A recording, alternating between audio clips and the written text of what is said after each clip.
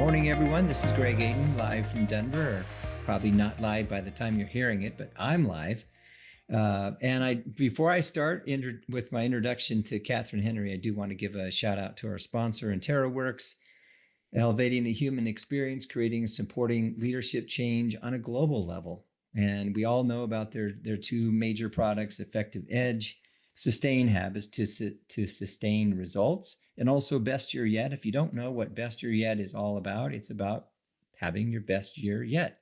And now they have an app that's going to be in your hand. It's coming out really soon. I've tested it. I love it. And not because they're paying me to say it, but I don't know how I can have a best year yet without an opportunity to write stuff down and then do what I say I'm going to do. And they just hold us accountable. So thank you, InterraWorks. Now, Kathryn Henry. First of all, why did you want to be on this podcast and tell me all about the reason for the book? I know, but I want our listeners to hear about this unwavering relationship you had with Lisa. Well, first the podcast, and our pre-conversation just reinforces, I think there are probably a lot of things philosophically that we align on: servant leadership, who we are in the world, how we show up in the world. So people that are listening to this, I think might align and might find value or appreciate the messages and what's in the book. And so coming on this is an opportunity to both connect with folks like you, who I love extending my network to, folks that inspire me, and then also reaching an audience of folks that may find value and appreciate the book and the content therein. And then the book itself, why did I write it? Why did I put it out in the world?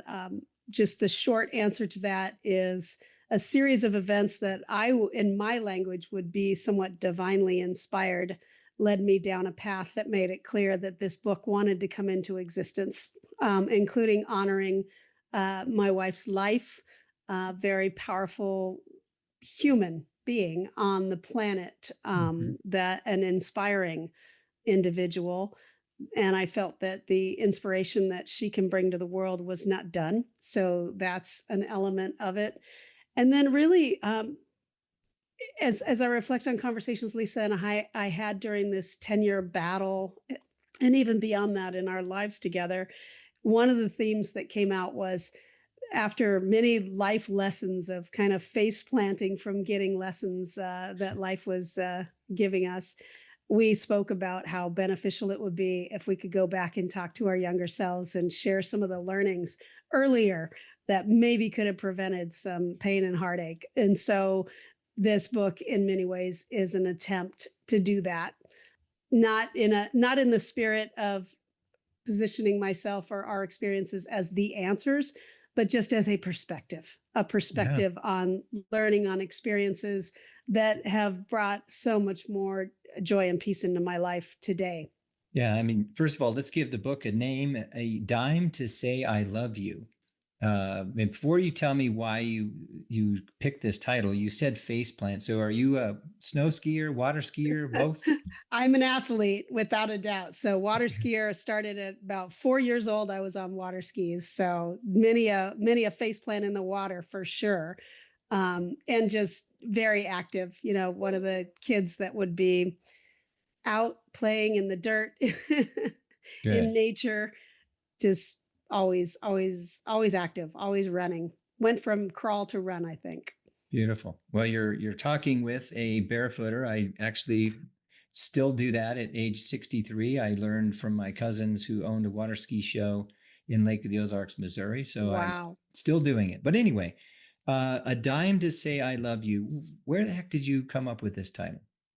Dimes were a thing for Lisa and I. So there was a song many moons ago, and in it was a dime to say I love you as one of the lyrics. And so we would leave dimes for each other. And after she transitioned, I would continue to find dimes. And so that became just a reminder of just the endurance of love, the enduring quality of that lasts beyond our physical existence. And that ended up being the title of the book. So, as in one of your experiences on LinkedIn, you call yourself a nonfiction writer and writing, meaning you're writing nonfiction, but are you still writing? And what do you write? Have you written other than A Dime to Say I Love You? I have never been a writer per se, so it's new now Mm, with this book. This is my only book. I am not actively writing another book at this moment. And I say nonfiction because that's, I'm writing about just real experiences. yeah, Um, and the writing that I've done in the past has been more journaling and frankly became more of a thing for me after Lisa's transition because it became a way of communicating. And I've done some writing of certainly keeping notes on business things or, sure. personal goal setting and things, tracking things like that. I think that's really powerful. But this is my first entree into authorship, and what's ahead is yet to be seen. Stories in the book that women, men, them read, they're going to read about life lessons, life suggestions, experiences that you and Lisa shared. And again, it's just a question: why would someone read it? And when they read it, what are they going to feel? The book is written with really specific intent, and the only reason the stories of mine and Lisa's, childhood and different experiences are in there. There's some really powerful, intense. It's pretty raw, Good. but heartfelt and genuine. And the reason those stories are there are because I have come to experience, and this ties back in some ways, frankly, even to servant leadership. I've come to experience that when we are honest, when we can allow ourselves to be vulnerable, people see us just as yet another human being. We can connect more meaningfully. And in that space of someone finding themselves or being able to connect in a story is then when I am also sharing the learnings and the experience that came through that and encouraging then the reader to go into their own journey. It's really Yeah. because the book is truly, really wholly about that. It's not about sharing anything from a perspective that I know the answers. It's more, I have had experiences. I'm sharing those experiences, and the story's there to open the user's heart, open the reader's heart to say, okay, wow, have I felt that? And most of us have all felt the same emotions. Mhm. Emotions are a constant that we all experience. But getting to that place of touching someone in that space and then opening them up to their own journey and perhaps their own healing or their own growth is the intent of the book. Yeah, you had me at human being, and then you really grabbed me with storytelling. It's we are nothing but human beings first, and we get so wrapped up. Kathryn, you and I talked about this on off air. Is you have some really impressive positions that you currently hold and have held, but the one person that they're gonna the who they're gonna remember is how you've shown up for self, Lisa, others, and the stories that you tell are going to be, I believe, are going to be emotionally touching to the thousands that read your book. But because they have similar experiences, perhaps, but because they wish they would have done things differently, and in my humble opinion, it's never too late to pick up the phone and say, "Hey, I'm sorry." Or it's never too late to say, "You know what? I'm tired of being afraid of asking this person this question." And I haven't read your book, and we've only known each other for about 20 minutes. But I can guarantee you the readers are going to find inspiration in this, and they'll get a nudge of courage. Yeah, I'm sorry that you haven't received the book yet. And because I've done a number of calls, and it's so helpful when someone has read the book because it's very, there are things in there that someone wouldn't expect. We set a bar and we think that people who have achieved corporate success or have certain amount of money are somehow, successful. And the truth is that once we have a baseline level of, basic health care, food, water, shelter, any things of material value beyond that do not materially move the lever on happiness. Right. And in the book, you find two individuals who on the surface have had really great corporate success and have also had experiences of abuse, Mm. of addiction, of just unfathomable pain in loss, and enduring and resilience through those experiences. And that's the human story. Like, the human story is, how do we get up again when we fall down? How do we still find love? How do we find forgiveness? What is the power of forgiveness? Why do we want to forgive? Like, forgiveness, there's a whole chapter on that. And it's not about the other person. It's about freeing yourself up, Amen. to live fully. And so there are some really powerful, words in there and messages. And every person that I've spoken to that has read the book, and the reviews are just that it's just landing in a way that's opening people's hearts. We make assumptions on who people are based on what we see on the surface. And we're so much more than that. We're the compilation of all of our experiences from the time we come into the world.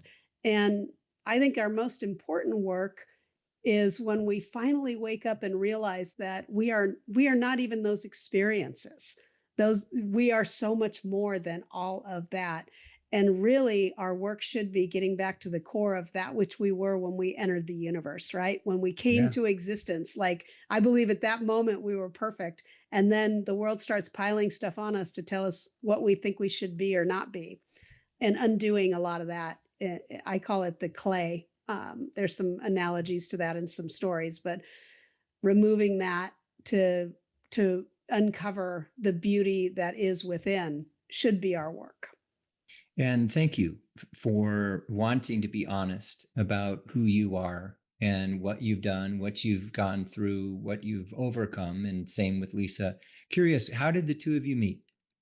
We met on a golf course on vacation, and we were friends for many years. But we were in Sedona, Arizona. We met on a golf Hmm. course vacation and found out that we lived in San Francisco Bay Area. So we developed a friendship and hung out. And after a handful of years, that developed into an enduring love that still goes on to this day. Yeah, it's nice that you continue loving her, and even though her physical person isn't here anymore. Speaking of magical, Sedona is a beautiful place. Been there a few times and have played golf there. So Kathryn, we have a lot more in common than you probably realize. And by the way, my ex and I adopted a little guy from Russia. He was 18 months when we met him, brought him home at 21 months, and all the things that he went through. Um, Before he took his life 2 years ago, May 4th, I always go back to imagining what it would be like to be born and look up and not see anybody there that loves you, Mhm. because no one wanted them. And that was part of, what he was dealing with, that and mental health and some other things. But I can't imagine waking up and not seeing two loving people. And what the experience is, though, that he left us with. You said kindness earlier, and we have a gotcha day, which is December 1st, and my ex and a lot of people are creating or have created a Sam Kindness Fund, and it's not about money for anything other than helping the children who are suffering with mental illness, and how we can help the hospitals give them more than just attention. They need services. Off of that, I'm just saying, it is the purest time of our lives is when we're born, and then we get all screwed up because people tell us, they use this word that I hate, I disdain it, should. Mhm. Stop shooting your kids, stop shooting your Yeah. team, stop shooting yourself, frankly. And because there's nothing you should do. What do you want to do? What can I help you accomplish? And parents, please start being more curious, Yeah. not about where they are, what's on their phone, for Christ's sakes, but what do they really want to accomplish? And what's your responsibility to helping them get there?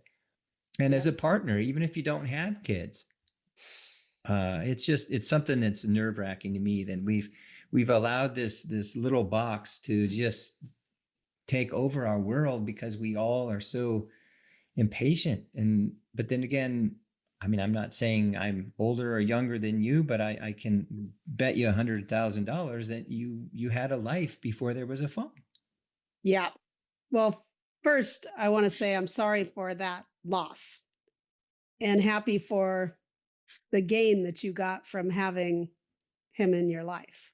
Amen. Um, and I can relate in that. And what is in the book is as a teen, I tried to take my life and it triggered a really big experience. And fortunately, I was unsuccessful, but I did spend some time in intensive care and then was sent to live in a home in Kansas for a while. And it was a very transformative time. And I am so incredibly grateful that I was Yeah. not successful. And I can relate with being in that place, like where you just don't see any other possibility. And part of this book too, and sharing things like that is to try to reach folks who might be there and to give a different path. Like it's in our world now, there's so much division. There is so many people that are struggling. And that phone, I can't even imagine what it would have been like as a youngster if social media would have been a thing when I was, dealing with what I was dealing with. So I can relate, and it's such a loss because there's so much that I'm sure that young man could have brought into the world and did and Yeah. still could have. And I think that with Lisa, I mean, it was just what happened and it is what it is. She still had a lot to give. But she gave everything she had, until the day she transitioned. And how we can inspire others to just find their unique beauty that they can bring and will hopefully bring into the world. Yeah. It's an important message, I believe.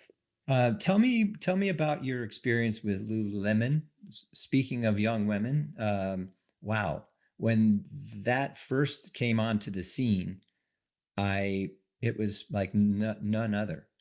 And then obviously they said, hey, we also need to make things for the people who aren't quite petite and fit, etc. But tell me about your relationship with Lululemon and why or how did you get invited to play? I was recruited into Lululemon back in 2010 was when I hired in as their chief information officer. Um, and it was just another series of life events that led me to know this was where I was supposed to go.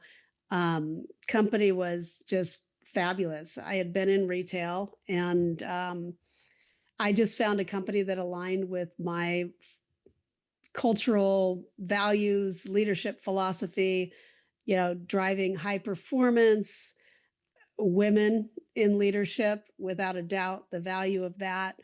And so I spent during this was during a time when Lisa was in remission from when the cancer was first diagnosed.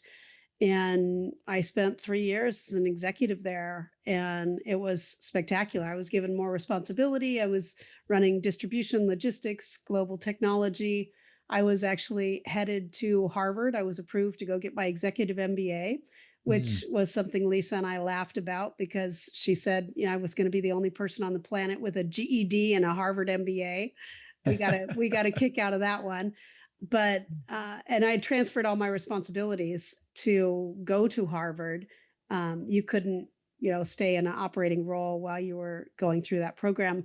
And 2 weeks before I was heading there was when the cancer returned Mm. and was spread throughout her body. It was in her bones. It was everywhere. Yuck.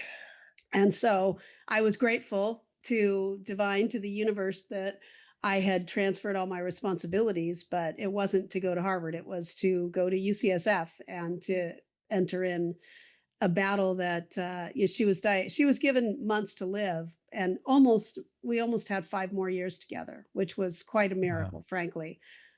And during that time frame, I was asked to join the board of directors for Lululemon, and I continued to play that role. So Cool. it's a great brand. It's a fantastic company. We've gone through amazing growth, amazing change over the years, and I am feel very privileged to be able to play a role in that. Well, women in leadership, and as odd as it's going to sound, it's especially coming from a white male, 63 years old. I have a sincere interest in helping women in leadership, but more importantly, women who want to be in leadership and aren't being seen. And I don't mean they are being dealt a bad card, but they want to be in leadership and they're not quite sure how to behave or how to communicate.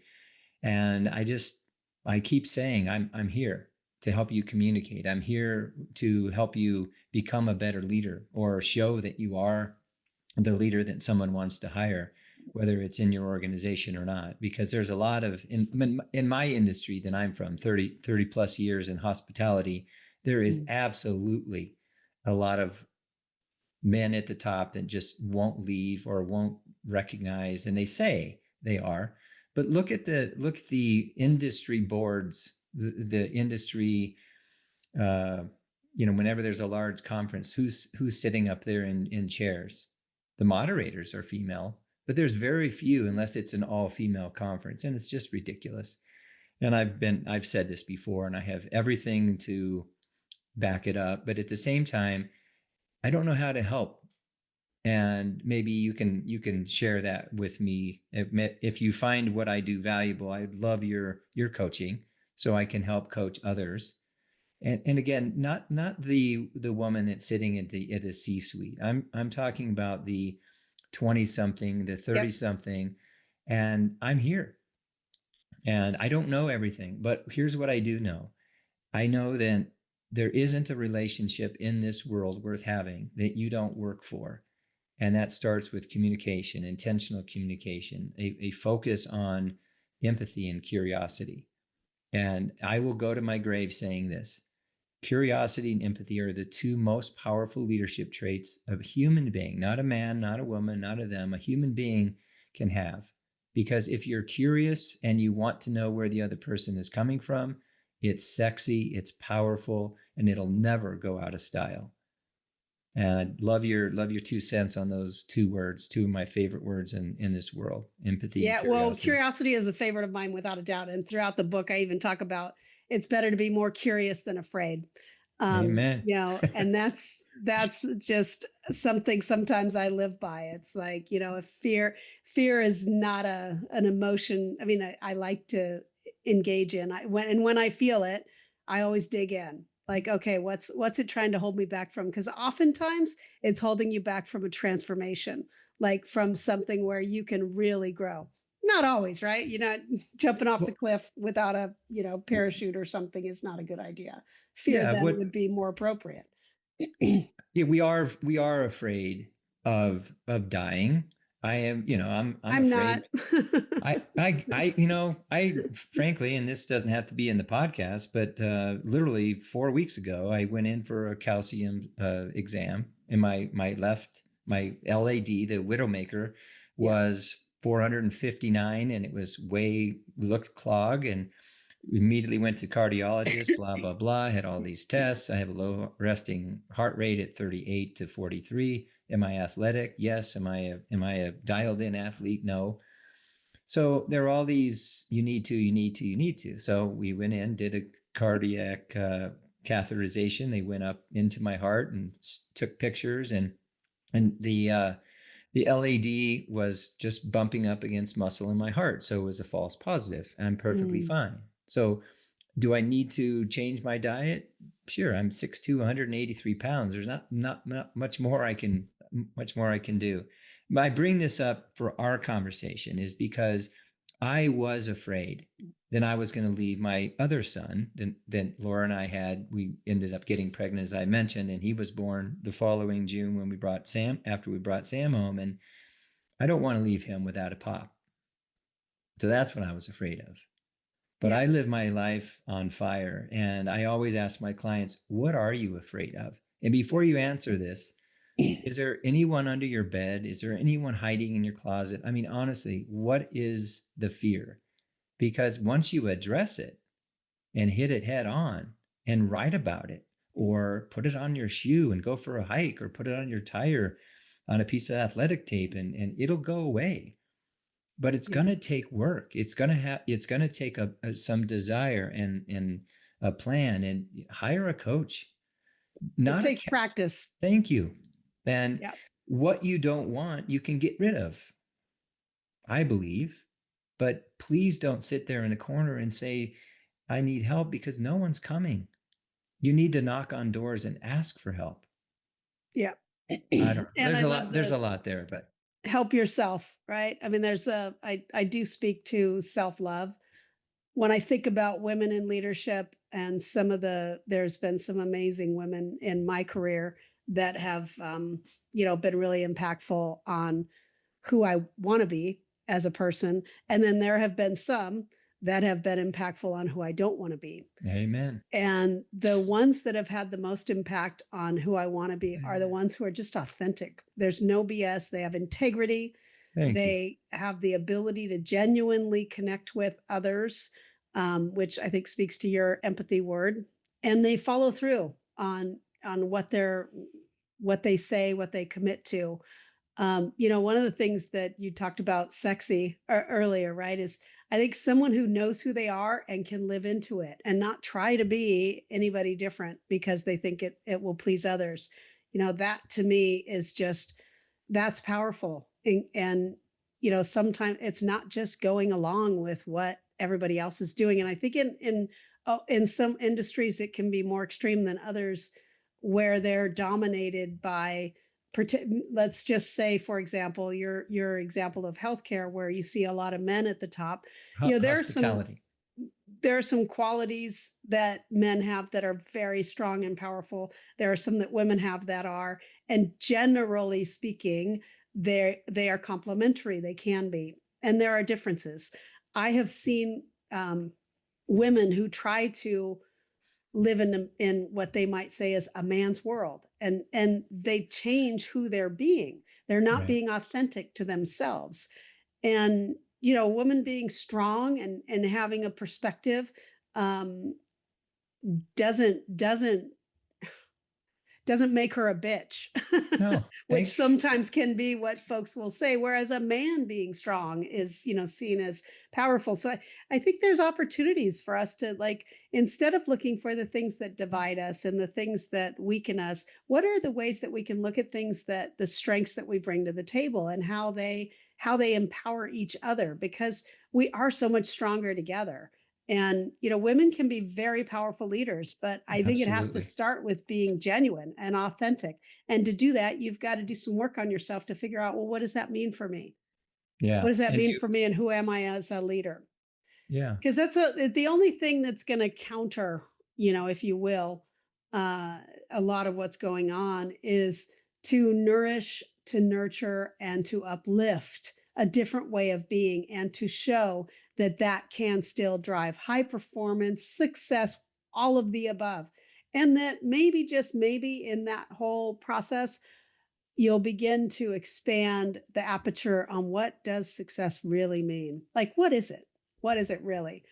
Because more and more people that achieve that, that have tons of money and get to later in life, find themselves regretting the Thank you. relationships they didn't heal, Yeah. the conversations they didn't have, those and the gifts they didn't give, including themselves.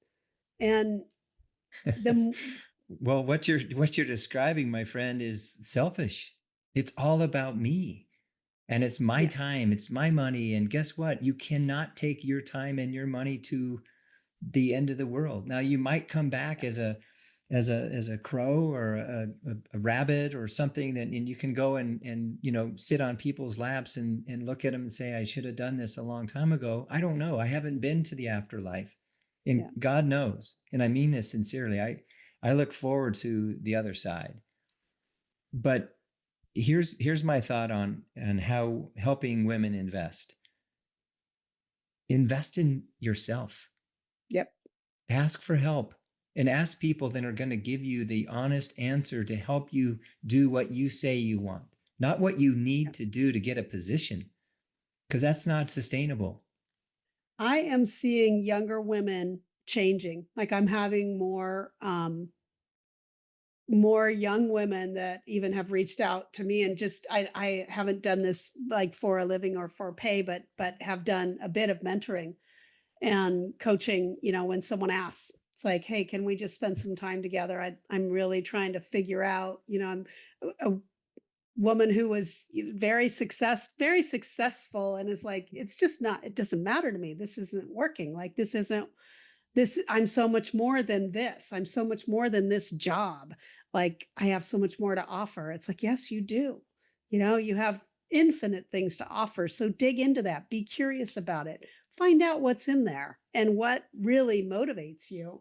That is empowered from within, not from outside, not from something that you're going to achieve via any kind of validation financially or emotionally or any other way. What from within, that voice within, connect with that. I would love your thoughts on this, and then we'll wrap up. I believe as a human being, not a title, when you are ready to accept a position, are your values clean and clear? And what are they? Yeah. Integrity, accountability, courage, empathy, curiosity. I don't care. What are your top five? And then have them in one hand and look at the values, or at least what supports the culture of the organization or even the team, and say, is there alignment? Because if there's not alignment, then without Yep. even starting the job, they don't value what you say you value. Yep. And then give that a check. And it's typically not on their website. And even the human resources person who's in a position to hire butts and intelligent people, they're not going to say, I don't think we're a fit, and then walk away because we need a job, we need money, we need something. Right. And if we stop needing and start wanting, I don't know, Kathryn. I believe when we need stuff, it's here. When we want stuff, it's here. This is where the juice is. This is Yeah. sexy. Anyway, I could Yeah. talk with you all day. Yeah.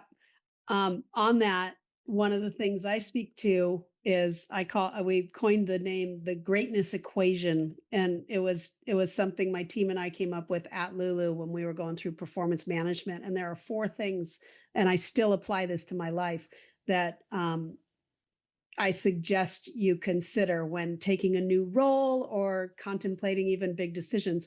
One is, does the individual have a basic skill set in order to successfully do the job that they are applying for? Like, do you have a baseline of skills that you can sit at that table credibly? Sure.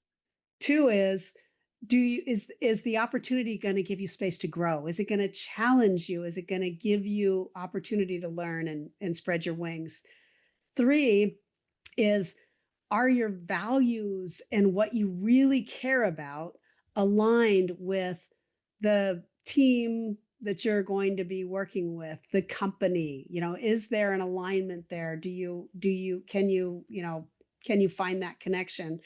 And then the fourth is, do you want to do it? Like, do you care about it? Does it like float your boat at the end of the day? And that became a means of coaching people to high performance, because we could get in a conversation and we could say, you know what, you're firing on 3 out of 4 cylinders. So what are we going to do about this fourth one? Even if Amen. it's, I don't want to do this job, you could say, you know what, the company needs you to do this for 6 months. So can you just accept that you're going to do this for 6 months? We'll revisit it and put you in another role. Or, you know what? we put you in a job and you're a little bit over your head. So I really need to shore you up with some training because you just don't have all the skills we need you to have. But whatever it was, it became a really great mechanism for driving high performance and driving meaningful conversation toward that high performance. And I continue to use that, like in decisions that I make in life. Um, Wait, did you just say meaningful conversation? yeah, what a concept, huh? Wow. Seriously though, you sped right through it, because without meaningful conversation, Kathryn, there is no relationship between you and the entity, you and your team, you and your boss. Yep, But a leader knows, without meaningful conversation, I will never have a loving, trusting, secure relationship with his other person. But yep, why don't we spend the time on these four things? And by the way, the last two is exactly what I had said earlier. yep. But because in my opinion, if you're applying for a job and you don't have the basic skills, how do you think you're going to get hired? And Oh, but you know how many people do? And like why? fake it till you make it? Oh, I hate that saying. I Yeah. hate that saying. In sales, that's all they used to tell us. Fake it till you make it. How about if Yeah. I practice till I know what the hell I'm doing? Yeah, exactly. Anyway, Yeah. um, We could talk forever. I really love where you come from, and I really am inspired by where you're going. And Mm. I hope you hear that from a relatively intelligent man that's been grounded since 2014 in servant leadership, which I is would love to, you know, I know we have to close for now, and I would love for you to send me your address. I would love to have a follow-up conversation too on just not just after you read the book, if you have a chance, any thoughts you have, but more so in, the folks you work with, the folks I work with, and how we can, you know, eh, how we can potentially, have more of an impact by finding ways to work together. So I would yeah. really appreciate that and Colla- really have enjoyed our conversation. Me too. Collaboration is key, and everything that I do, that I have had fun with. I lean in, they, she all lean in, and we collaborate and we focus on each other's strengths. And guess what? Absolutely. That's how you get better. Yep. It's Anyway, how we uplift. We raise the water level together and we all rise. amen. Kathryn Henry, thank you so much. I will read and highly recommend the book that you've written, and I can't wait to find the song. In fact, "A Dime to Say I Love You," and I love how you are remembering Lisa, Mm. and you said it a few times. When she transitioned, and wherever she is, she's smiling at you right now. I know it. And thank you for being vulnerable with all of your. So is your son. Yeah, well, and more on Sam kindness, Yeah. and we call it Yeah. random acts of That's beautiful. Samness, and you'll see a post on that in a few days. But anyway, again, thank you for making Thank you, time. Greg. We'll talk to you soon. All right. Take care. Bye bye. Wow, what a dynamic human being, and what a rich conversation I just had with Kathryn Henry. First of all, shout out to her book, "A Dime to Say I Love You." Uh, it's a tribute to her relationship with losing her, or the loss of her wife, Lisa, who surrendered to the struggle of cancer. Uh, she mentions Lisa as a great partner, a guiding star, and really helped shape her, Kathryn. Board member of Lululemon, was a CIO for several years with that organization. She's a director of Light Bright. She's in an organization, How Women Invest. And during our conversation, we agreed 100% help women invest in themselves. Become the person you want to be, not just the woman you want to be, but the human being you want to be. And how can you prepare for what it is that you want? She's got deep kindness in her heart, and just what an intelligent human being. And I would strongly recommend, and if you don't know her or you're not connected, at least reach out and find out who she is. And her beliefs for people looking for work, Do you have the basic skill set? Or do you have the space to grow and learn? Will this challenge you? Number 3, do your values align with your organization? And we talked about that. And what do you want? What do you want in this role? Create it yourself. And again, thank you to my sponsor, TerraWorks, just a beautiful company to follow relative to productivity, creating great leaders, teams. And they have several products, but 2 of them that you need to know about are the Effective Edge, Sustain Habits to Sustain Results, and best yet, one of the most powerful apps that you'll ever know. So stay tuned for that. But again, thank you, TerraWorks. Signing off.